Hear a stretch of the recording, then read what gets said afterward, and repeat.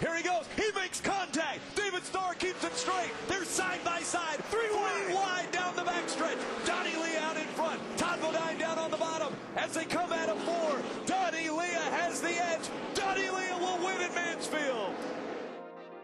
If you grew up watching the Camping Road Truck Series in the mid-2000s, then you might remember this little track called Mansfield Motorsports Park. Mansfield has one of the most unique stories in motor racing. I know because I grew up 11 miles from the track. I saw this place go from hosting ARCA and NASCAR Truck Series races to the All-Star Circuit of Champions Dirt Sprint Car Series. Now the historic quarter mile sits abandoned with an uncertain future. The track opened in 1959 as a dirt track, believe it or not, and remained that way until 1999 when they transitioned to asphalt. While not many records show many details of the history of the track before '99, stories from my parents and grandparents suggest that it was actually a fine dirt track. I couldn't actually find any records stating why they decided to switch to asphalt. My guess would be their thinking was there would be less competition in operating an asphalt track in Ohio rather than dirt, as there are plenty of dirt tracks later by, and I'll get to that later. The track didn't host any major events in the first couple seasons of being paved, but at the beginning of 2003, the track would start hosting events for the X1R Pro Cup Series, or what's now known as the Cars Tour.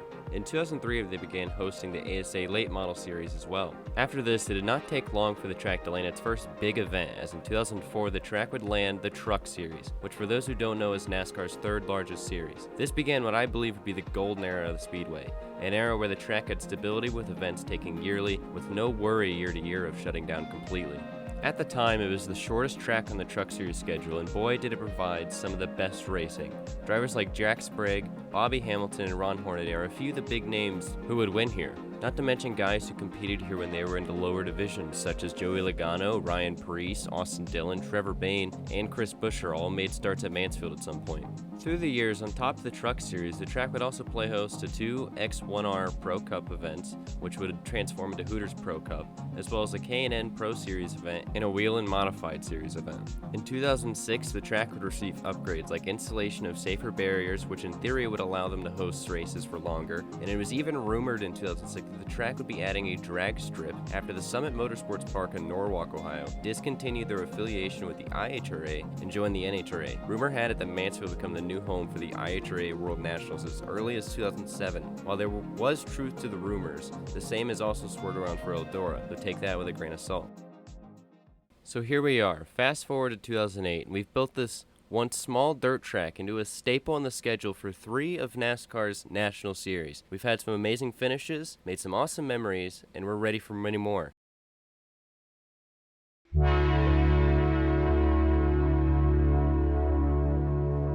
Coming into 2009, the Truck Series was expected to return to Mansfield for their normal Memorial Day date, until it was announced December 17, 2008, that the Mansfield Motorsports Park would be canceling its Truck Series date and, quote, closing its doors. At this point, I don't think I have to recite everything that happened to the economy in 2008.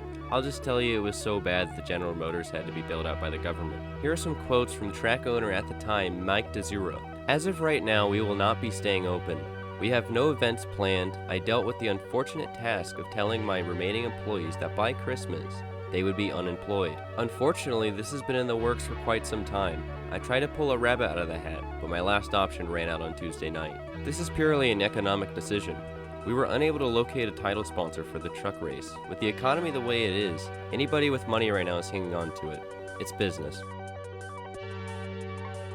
The Truck Series would instead go to Iowa Speedway for 2009 in September to make up for the loss of Mansfield. This wasn't quite the end, however, as in early 2009, Music City Motorplex authorities announced a new promoter for the Nashville Motor Speedway who chose to remove all, quote, upper-level touring car series and decided not to renew its NASCAR sanction. Mansfield officials were then contacted by the former Nashville promoter about having their major races moved to Mansfield. In February 2009, Mansfield replaced Nashville on the ARCA REMAX Series schedule. For 2009 to 2010, Mansfield would host the Tim Richmond Memorial ARCA REMAX 200 in June, which would be the track's last hurrah, if you'll say. In late 2010, the county filed for foreclosure on the Mansfield Motorsports Park portion of the property, which was appraised at $571,350. After the Ohio Supreme Court declined an appeal, the property went for sale and was purchased by a local businessman, Grant Milliron, in 2013 for $800,000. However, by 2013, the track had been dormant for nearly 3 years by that point, and Grant Milliron is not a promoter, nor showed a tenant interest in bringing the track back,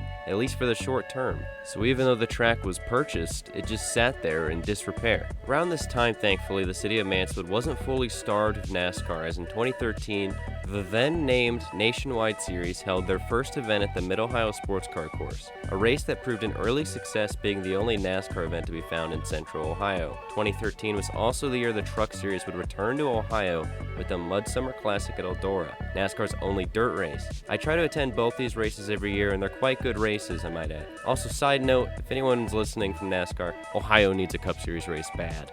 But as for Mansfield in 2013, besides maybe a few karting events in the infield, the once prominent Mansfield Motorsports Park sat abandoned and left to rot away. Surprisingly, unlike most racetracks that are left abandoned, hope was not all lost, as in the fall of 2014, it was announced that Northern Ohio track promoter Kevin Ruick would be bringing events back to Mansfield in 2015, but to be expected that later got canned, and the new owner, Grant Milliron, had no comment. Better news did come in 2016, as it was announced the track had a new sponsor, for which brought a new name: Spitzer Motor Speedway. Spitzer is a local Mansfield auto dealership who stepped up to help the track. The track did hold some events in 2016, but it was nothing special and appeared like there were zero renovations or even much prep work done into the track before the events. While cars were on track, the future still looked foggy, until hope was once again restored, or at least we wanted to believe it was. As the old saying goes, if you build it, they will come. And in Mid-Ohio, there was a place that did just that. A place where fans flocked to see the best race car drivers in the country. A place where iconic moments not only happened, but cemented their place in history and in the record books. David Starr keeps it straight. They're side by side. 3 wide down the backstretch. Donnie Lee out in front. Todd Bodine down on the bottom. As they come out of 4, Donnie Lee has the edge. Donnie Lee will win in Mansfield. But from time to time, good things do come to an end. But as another old saying goes, for every door that closes, another one opens.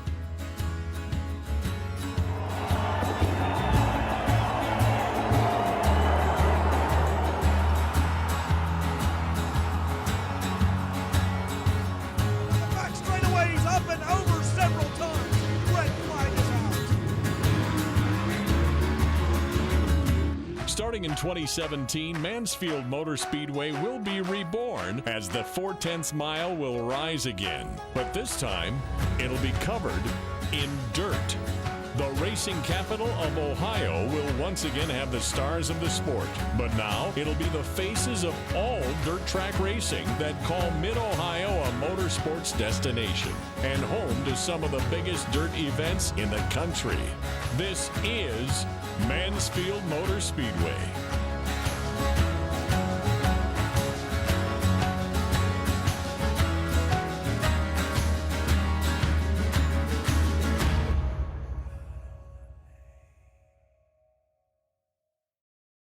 In 2017, it was announced track promoter Cody Sommers would be transforming the newly named Mansfield Motor Speedway back to its original surface of dirt.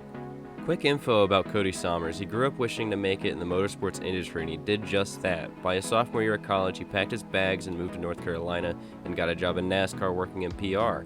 He'd find himself working on pit crews, and by the time 2009 rolled around, he'd be working in sales for Wave Energy Drink, which is a sponsor you saw in the Daytona 500 on the 36 car.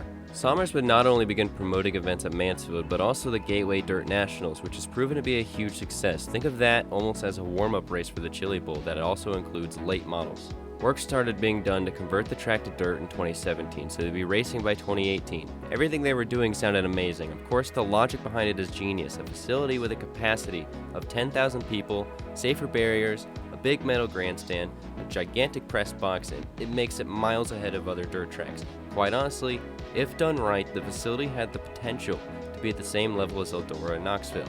It's a nice facility and even greater standards for dirt. Sommers was able to attract big late model series like the Lucas Oil Late Model Series and the World of Outlaw Late Models. And the track's biggest event would be the Dirt Million. How that worked was the purse would be solely brought out of ticket sales and t-shirt sales. And in 2019, the purse was as high as $339,000. Making it the largest purse since the Eldora Dirt Million in the early 2000s. The track also landed a spot in the Ohio Sprint Speed Week in early June, which is ran by the All-Star Circuit of Champions, owned by none other than Tony Stewart. The track did look like things were positive for a while, attracting some of the biggest names in the dirt world like Jack Cottonfield, Rico Abreu, Scott Bloomquist, Bobby Pierce. It was almost like the good old days. The track, as expected, wasn't perfect, and I think it's important now to point out that while this gave the track a new life, in hindsight, going back to dirt was probably the track's biggest mistake, and ultimately a decision that will seal its fate. Let me explain. I'm only 11 miles from Mansfield Speedway, but I'm also only 36 miles in either direction from Attica Speedway or Wayne County Speedway. Point is, I can easily visit 3, maybe 4 dirt tracks weekly. But once Mansfield went to dirt, I now have 0 paved short tracks to visit. Especially in a time period now when NASCAR is looking for more short tracks to add to the calendar and the ARCA series is merged with the K&N series with big promotable stars like Hailie Deegan in them. While the interest in the area is definitely there for dirt racing, in Central Ohio the closest paved oval I believe is Toledo Speedway, 2 hours away. The market for dirt racing in Central Ohio doesn't need to be oversaturated. What needs to be done is we need short paved ovals rather than dirt. You see what I'm saying? It's also worth mentioning that instead of doing weekly races, the track has only done a few events a year, which means that your ticket pricing is not your standard $15 fee you get on most Fridays at other tracks. Oh no, it's more like $30 for just general admission, which obviously makes sense for the big events, but if you aren't hosting weekly races and your only revenue is once a month races, then it's easy to see how you could run into problems. You're also fighting an uphill battle by hosting races miles from already well-established tracks with local racers that are committed to them and fans that have gone to them for years. I'm just saying, on paper, the move to dirt makes total sense. With the attraction of dirt racing in the area, the demographic is definitely there. But what isn't there is a niche market for paved oval racing. While it's hard to start paved oval racing, it's also hard to start dirt racing with all this competition. So this is where we finish things, in front of the Mansfield Motor Speedway. I can't go in, it is considered trespassing obviously, but so I bet you're wondering, why did I go straight into talking about why the dirt events failed rather than getting into the events themselves? Well, the deal is there actually weren't that many dirt events. Like I said earlier, there were about 5 a year. Last fall, it was announced that the track would be going up for sale again, and all the 2020 events were canceled. So for the second time in about 10 years, the track is now for sale. And the reason, kind of what sparked the inspiration for this video was rumor has it that the railroad across the street has purchased the track and it is going to be demolished. So yeah, track is for sale. Wanted to document it for the last time, possibly. So with that being said, that'll do it for the video. Let me know if you enjoyed the video. It took a lot of effort, definitely a little bit of a passion project here. This car's passed by. A little bit of a passion project being so close to me. If you enjoyed this video and like to see more, make sure to subscribe, like the video if you enjoyed it, and let me know in the comments what you think about Mansfield Motor Speedway. Definitely sad if it in fact does get demolished. Definitely gonna miss it.